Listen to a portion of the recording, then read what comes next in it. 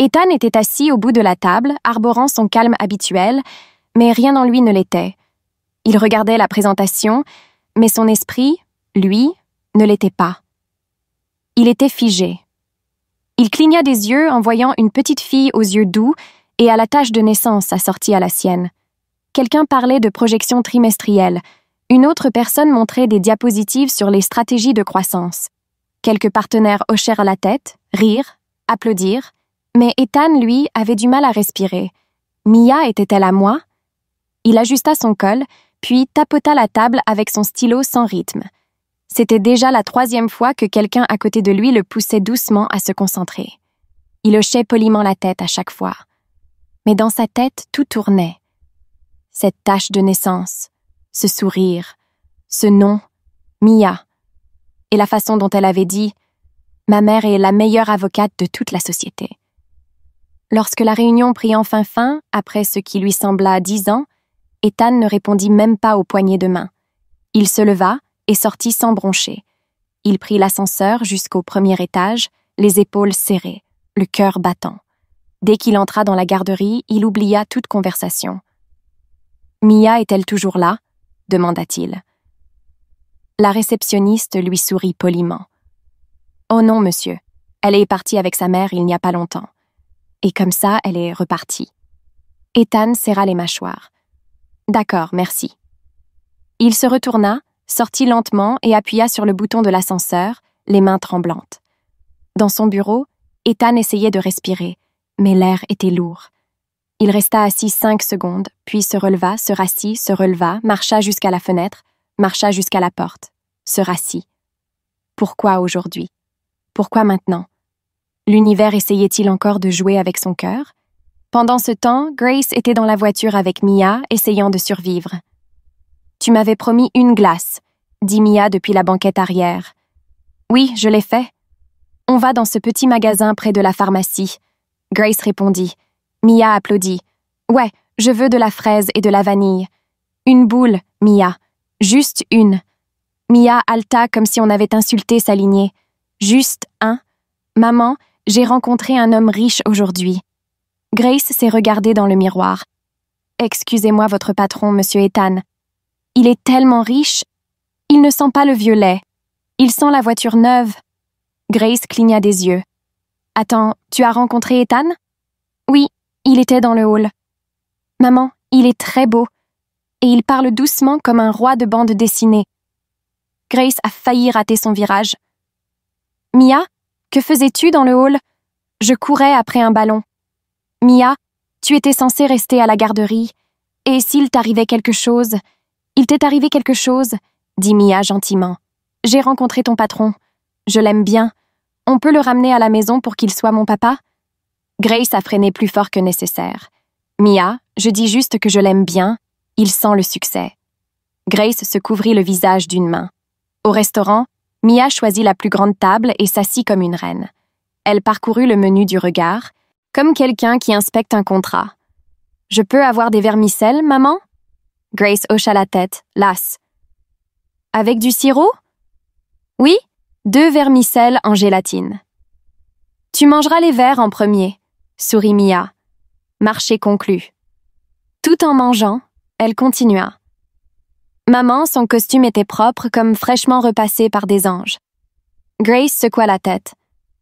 Tu as 5 ans, pas 50. Et sa chaussure, j'ai vu mon visage dedans. Maman, et si c'était mon papa?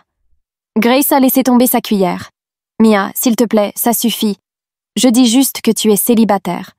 Il est célibataire. Je n'ai pas vu de bague. Mia, bois de l'eau et repose-toi. De retour à la maison, Mia n'avait pas fini. Elle prit le téléphone de Grace et le lui tendit. Appelle grand-mère. Quand grand-mère a décroché, Mia n'a pas attendu. Grand-mère, la patronne de maman est tellement bien, et son parfum sent l'argent liquide. On peut faire de lui notre papa? Grace lui a arraché le téléphone. Maman, s'il te plaît, ne fais pas attention à elle. Grand-mère a ri si fort que ça a résonné. Cet enfant a besoin d'une délivrance. Une vraie délivrance. Cette nuit-là, après que Grace eut couché Mia et enfin respiré quelque part dans la ville, Ethan était allongé sur son lit, bien éveillé. Il fixait le plafond. Son cœur battait la chamade. Grace. C'est le nom que la petite fille avait prononcé. Grace. Son esprit revint 6 ans plus tôt dans sa chambre d'hôtel, la femme qui pleurait, qui parlait, qui avait touché son âme en une nuit et disparu comme une fumée. Ils n'avaient jamais échangé leur nom. Je n'avais rien prévu, mais Mia avait sa tâche de naissance et sa mère s'appelait Grace. Serait-ce elle? Ethan s'installa dans son lit et attrapa son téléphone. Il tapa un message à son assistante. « Dites au RH que j'ai besoin des dossiers complets de chaque employé prénommé Grace. Envoyez-les-moi par email ce soir. » Puis il a lâché le téléphone et s'est assis tranquillement dans le noir. Et si elle n'avait jamais disparu? Et si elle était là depuis tout ce temps? Il était 21h43. Ethan était assis dans son lit, lumières éteintes. La seule lumière dans la pièce provenait de l'écran de sa tablette. Il avait reçu le message des RH quelques minutes plus tôt. Tous les dossiers de chaque employé prénommé Grace étaient joints. Il y avait 10 dossiers au total. Il ouvrit lentement le premier. C'était une Grace de l'administration, pas elle. La deuxième Grace travaillait dans la finance, pas elle non plus. Lorsqu'il arriva au 5e dossier, sa respiration était saccadée. Ses doigts tremblaient à chaque passage. Au 8e, il était presque convaincu qu'il avait peut-être tort. Peut-être qu'il interprétait trop sa tâche de naissance. Peut-être que la petite fille n'était qu'une coïncidence. Il ne voulait pas y croire, mais le doute commençait à s'installer. Pourtant, quelque chose le poussa à appuyer sur le 9e dossier. Et puis il se figea. Sa photo apparut. Son nom, Grace Mayowa. Son visage était plus vieux maintenant, plus mature, mais c'était elle. Les mêmes yeux, la même bouche, la même femme qui était dans sa chambre d'hôtel 6 ans plus tôt, celle qui pleurait à ses côtés, celle qui avait disparu avant l'aube, la femme dont il n'avait jamais su le nom jusqu'à présent. Ethan se redressa lentement, fixant l'écran comme s'il venait d'ouvrir une porte dans sa poitrine. Ses yeux se posèrent sur le bas du dossier. État civil, célibataire à charge, un enfant prénommé Mia Mayowa. Il laissa tomber la tablette. Ses yeux se remplirent de larmes avant même qu'il ne réalise qu'il pleurait. Mia, c'était sa fille. Était-elle aussi sa fille? Tout son corps tremblait. Il se leva, arpenta la pièce, se passa les mains sur le visage. Il se rassit, prit la tablette, fit défiler l'écran, comme si les détails allaient soudainement changer. Mais ce ne fut pas le cas. Elle était réelle, et elle travaillait dans son entreprise depuis tout ce temps. Et Mia, douce, intelligente, drôle Mia, aurait pu être sa fille. Il ne dormait pas. Il ne pouvait pas. L'air dans la pièce était lourd. Le silence environnant rendait chacune de ses pensées plus fortes. À force de pleurer, ses yeux étaient rouges d'être restés éveillés, mais sa décision était prise. Il fallait qu'il le dise à quelqu'un. Il alla dans la pièce voisine et frappa doucement. « Grand-père » dit-il en poussant la porte. Grand-père Roland était assis près de la fenêtre, déjà habillé, sirotant son thé comme un roi. « Tu n'as pas dormi » dit-il calmement, sans se retourner. Ethan s'assit. « Grand-père, il faut que je te dise quelque chose. » Roland haussa un sourcil. « C'est sérieux alors » acquiesça Ethan. « Tu te souviens, il y a 6 ans, de cette fille dont je t'ai parlé, de ce coup d'un soir avant mon départ pour Londres. » Grand-père cligna des yeux. « Oui, celle qui t'a ghosté. Elle ne m'a pas ghosté. Elle ne savait pas que je me souviendrais d'elle. On n'a même pas échangé nos noms. Et je l'ai trouvée, elle travaille ici. Elle s'appelle Grace Grandpa. Elle n'a pas parlé. » Ethan a pris une grande inspiration. Elle a une fille. Elle s'appelle Mia. Elle a 5 ans. Elle a la même tache de naissance que moi. Roland se pencha en avant. « Tu dis que je crois que Mia est ma fille ?» Pour la première fois depuis longtemps, grand-père Roland resta sans voix. Ethan passa une main dans ses cheveux. « Grand-père, je ne sais pas quoi faire. Je tremble de tout mon corps. Je veux la voir. Je veux connaître la vérité. » Grand-père prit une longue gorgée de thé, puis reposa la tasse. « Alors, va la chercher, » dit-il simplement. « Si elle est à toi, ramène-la chez toi, là où elle doit être. » Il était 8h04 quand Ethan appela son assistante au bureau. Il avait à peine dormi, mais il était habillé comme s'il avait eu 8 heures de repos. Son costume était impeccable, sa voix calme, mais intérieurement, son esprit brûlait. « Prenez rendez-vous avec l'avocate Grace Mioa », dit-il sans sourciller. L'assistant acquiesça et sortit rapidement. Ethan tapota son stylo, fixa le mur, puis sa montre. À 8h17, son téléphone sonna. C'était l'assistante. « Monsieur, l'avocate Grace Mioa n'est pas assise. Elle est au tribunal aujourd'hui pour une audience. » Ethan posa violemment son stylo, les yeux plissés. « Bon sang !» murmura-t-il. « De tous les jours, pourquoi aujourd'hui ?» Il se leva, arpenta le bureau comme s'il essayait de semer ses pensées. À midi, il rappela, toujours pas de réponse. À 14h04, Ethan en avait assez. Il prit ses clés de voiture. « Je vais au tribunal moi-même », murmura-t-il. Peu lui importait la pièce où elle se trouvait. Peu lui importait que le juge le renvoie. Il avait besoin de la voir. Il avait besoin de savoir si la femme de cette nuit-là était bien celle qui avait donné naissance à sa fille. Mais juste au moment où il ouvrait la porte de son bureau, son assistante accourut. « Monsieur, elle est de retour. » L'avocate Grace, tout juste rentrée du tribunal. Ethan s'arrêta. « Fermez la porte lentement. Envoyez-la moi, tout de suite. » Pendant ce temps, Grace venait d'entrer dans son bureau, épuisée. L'audience de sa cliente avait été chaotique. 2 frères se disputaient une parcelle de terrain laissée par leur père. Il y eut des cris, des larmes. L'un d'eux menaça même de traduire en justice un médecin autochtone. Grace avait réussi à tenir le coup, de justesse. Elle avait laissé tomber son sac sur sa chaise et s'apprêtait à retirer ses chaussures lorsque les RH l'appelèrent.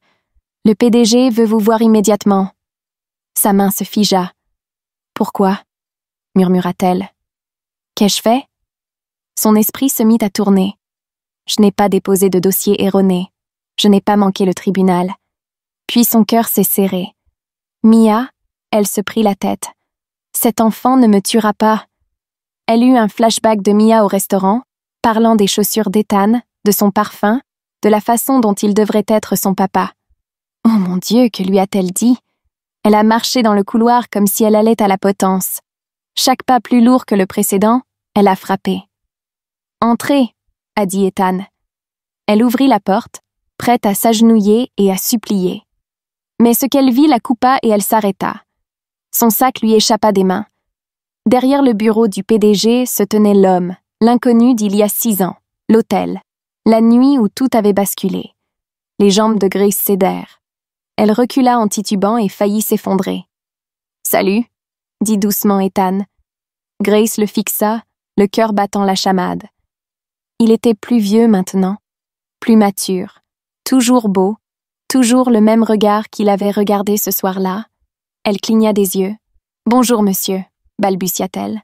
« On m'a dit que vous vouliez me voir ?»« Oui, mademoiselle Mioa », dit doucement Ethan. « Veuillez vous asseoir. » Grace s'assit lentement, les genoux tremblants, les paumes moites. « Je suis désolée si ma fille a dit quelque chose d'inapproprié, monsieur. Elle est très... » commença Grace nerveusement, mais Ethan leva légèrement la main. Son regard était doux, mais intense. « Tu as disparu ce matin-là, » dit-il. Ses yeux s'écarquillèrent, sans nom, sans mots, sans numéro. « Tu as juste disparu, » ajouta-t-il. Grace ouvrit la bouche, mais rien ne sortit. Il la fixa du regard, puis demanda « Est-ce que je suis à moi ?» Elle resta bouche bée. Elle le regarda comme un enfant surpris avec des bonbons volés. « J'ai vu sa tache de naissance, » dit Ethan d'une voix plus douce. « C'est la même que la mienne, exactement la même forme, au même endroit où il s'est penché. »« Grace, est-ce ma fille ?» Grace regarda ses doigts comme s'ils avaient des réponses. Sa gorge brûlait, elle hocha lentement la tête. « Oui, » murmura-t-elle. Ethan se rassit dans son fauteuil. C'était la confirmation qu'il redoutait et celle dont il avait besoin. Il expira, la douleur mêlée de soulagement. « Je veux la rencontrer vraiment, » dit-il. « Je veux être son père. » Grace leva lentement les yeux. « J'ai juste besoin d'un peu de temps pour digérer tout ça, s'il te plaît. » acquiesça Ethan. Bien sûr, ce soir-là, Grace raconta tout à grand-mère, et grand-mère cria si fort que les voisins faillirent appeler les pompiers. « Seigneur, Seigneur !»« Tu veux dire que l'homme d'un soir est ton ogre au bureau ?» Grace hocha la tête, honteuse et riant à la fois. Grand-mère laissa tomber sa cuillère de cuisine, et ma petite fille travaille maintenant avec sa vieille erreur de minuit. Dieu a vraiment de l'humour. Grace soupira. Il veut rencontrer Mia. Grand-mère s'assit lentement. Alors il devait venir ici. Qu'il vienne voir ce qui se passe en une nuit. Grace leva les yeux. Tu veux l'inviter à déjeuner? Grand-mère sourit. Oui, samedi, qu'il vienne. Et il doit venir accompagné de son aîné, s'il en a un. Pas de visite surprise. Grace souriait chaque semaine. Je vais lui dire. Samedi est arrivé comme le jour du jugement dernier. Grace s'est levée tôt, a passé l'aspirateur dans des recoins inexistants et a crié le nom de Mia toutes les 5 minutes. Elle avait du mal à respirer. Chaque fois qu'elle se rappelait qu'Ethan arrivait, sa poitrine se serrait comme un emballage sans épingle à nourrice. Pendant ce temps, grand-mère Rose avait transformé la cuisine en champ de bataille. Elle portait sa plus belle robe hollandaise, nouait Jill comme une reine guerrière à la retraite et cuisinait tout, du riz jol à la soupe au poivre, en passant par les légumes à l'igname pilé. « Si cet homme veut rencontrer ma petite fille, qu'il la rencontre dans une maison qui sent la victoire, » dit-elle en claquant le couvercle d'une casserole. Mia courait partout dans une robe scintillante. « C'est maman aujourd'hui. Il vient ?» demanda-t-elle. « Oui. C'est mon papa ?»« Tu verras. C'est ton beau patron ?»« Mia, je vérifie. Je veux assortir mes chaussures à sa chemise. » À 13h15, un SUV noir s'est arrêté devant. Grace s'est figée. Ethan sortit, vêtu d'un agbada bleu clair, telle une richesse à forme humaine. Mais il n'était pas seul. À ses côtés se tenait un homme grand, vêtu d'un agbada blanc, avec des lunettes brillantes. Il marchait avec l'énergie d'un homme qui avait brisé bien des cœurs et qui avait encore confiance en lui. Ils entrèrent dans le salon.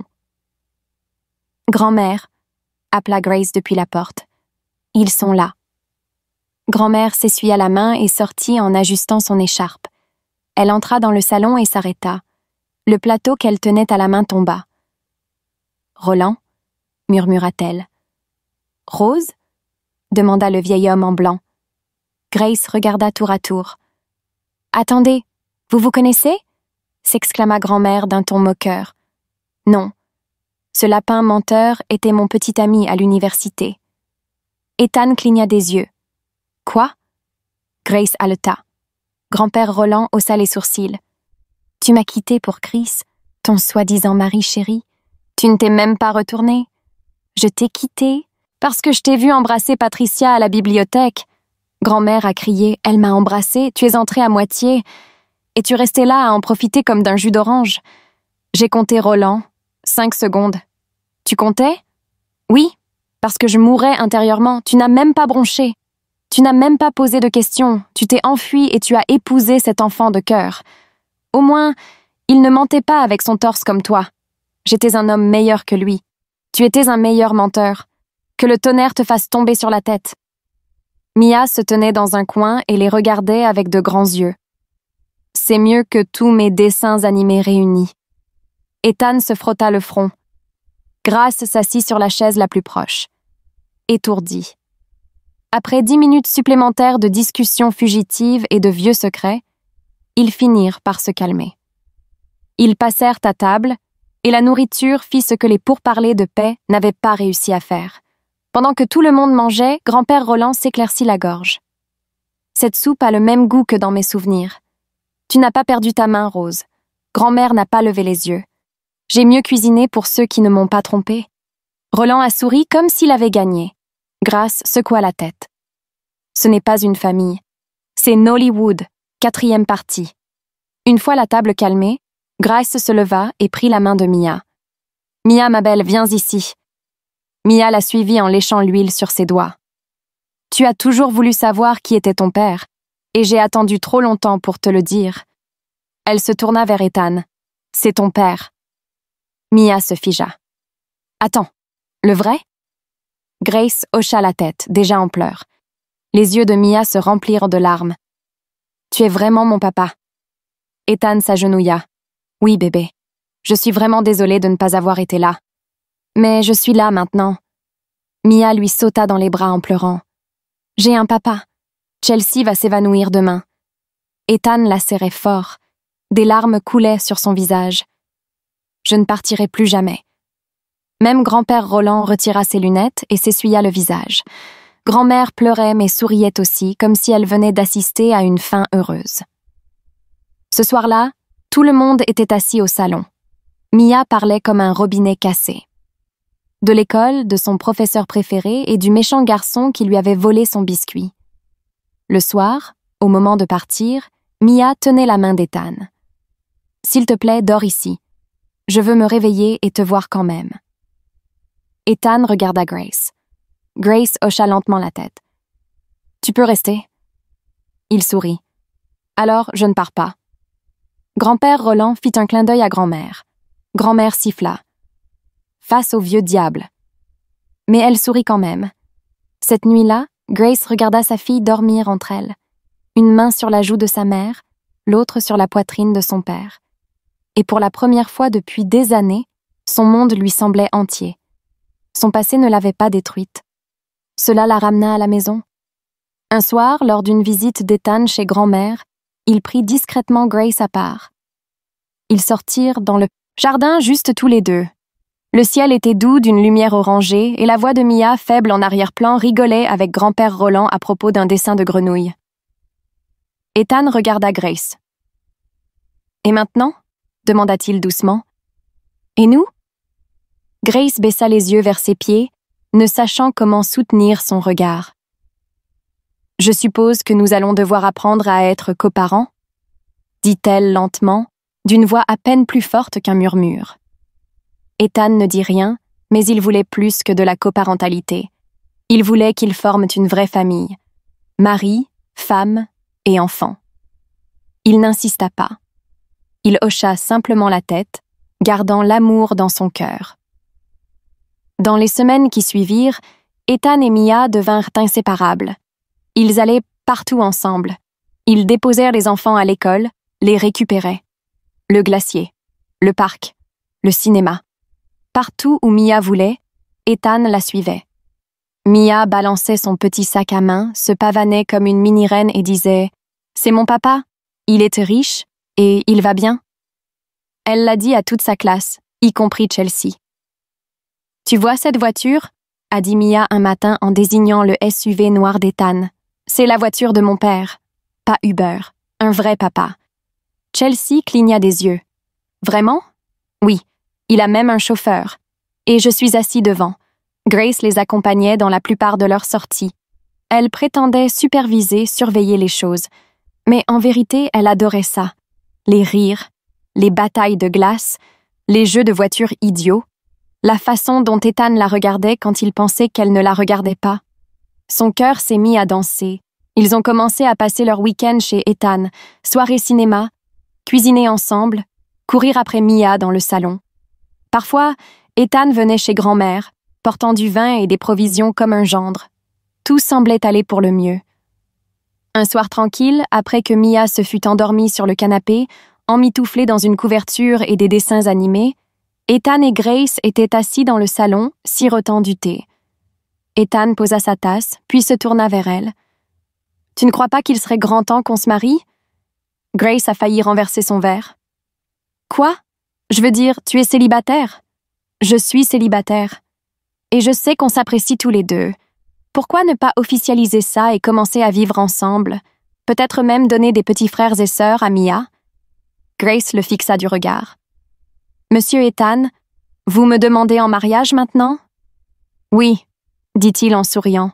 « Voulez-vous m'épouser, mademoiselle Mayoa? » Elle rougit, rit, puis hocha la tête. « Oui, je t'épouserai. » Le lendemain matin, Ethan et Grace ont fait asseoir Mia et lui ont annoncé. « Mia, ma belle, » dit Grace doucement, « nous avons quelque chose à te dire. » Ethan lui tenait la petite main. « Ta maman et moi allons nous marier. » Les yeux de Mia s'écarquillèrent comme des feux d'artifice. Puis elle hurla fort, comme une sirène. « Vous vous mariez? Pour de vrai cette fois? Pas un mariage fictif? » Oui, Grace sourit. Mia sauta du canapé. « Je vais le dire à tout le monde à l'école, surtout à Chelsea, attends qu'elle voie ma robe. » Elle courut en rond, tournoyant et criant. Maman et papa se marient. Maman. Le mariage était petit mais parfait. Mia portait une robe blanche avec un diadème. Grand-mère portait de la dentelle avec de l'or massif. Grand-père Roland a repassé son Obama 3 fois. Pendant les vœux, Ethan s'est tourné vers Grace. Je t'ai rencontré brisé, mais tu m'as rendu entier. Je passerai le reste de ma vie à t'aimer, à te protéger et à te remercier de m'avoir donné Mia. Mia a crié « Embrasse-la maintenant ». Toute la salle a ri. Ethan a embrassé Grace. Mia dansait. Un samedi soir, quelques semaines après le mariage, Grace et Ethan étaient assis dans le salon, riant autour d'un bol de chin-chin pendant que Mia regardait des dessins animés. Grace se pencha plus près. « Tu as remarqué quelque chose ?» Ethan haussa un sourcil. « Quoi ?» Elle fit un signe de tête vers la cuisine. Grand-mère et grand-père Roland se côtoient trop souvent ces derniers temps. Ethan eut un sourire narquois. « Tu crois qu'ils sortent ensemble ?» murmura Grace en riant. Ethan rit. « Je les ai surpris l'autre jour dans le jardin en train de se disputer à propos de Soya. Soya Grace. Elle lui a préparé une soupe au piment et a dit qu'elle se sentait simplement généreuse. Qui se sent généreux envers son ex après 40 ans? Je crois qu'il répète pour une tournée de retour. Grace a tellement ri qu'elle s'est renversée par terre. Pendant ce temps, Mia jetait un œil par-dessus le canapé. « Tu bavardes ?» Ethan leva la main, sans commentaire. Et un jour, alors qu'ils regardaient des dessins animés ensemble, Ethan se pencha vers Grace et murmura « Alors, prête pour bébé numéro 2 ?» Grace haussa un sourcil. « Je n'ai même pas fini de ranger le premier. » Il rit. Elle rit. Et Mia, sans contexte, cria « Oui, je veux une sœur aux cheveux bouclés et aux friandises. » Ils rirent encore plus fort. Une famille. Enfin. Merci d'avoir regardé. Si vous découvrez cette chaîne pour la première fois, abonnez-vous et cliquez sur « J'aime » pour la partager avec vos proches. C'est très important pour nous. À bientôt pour notre prochaine histoire.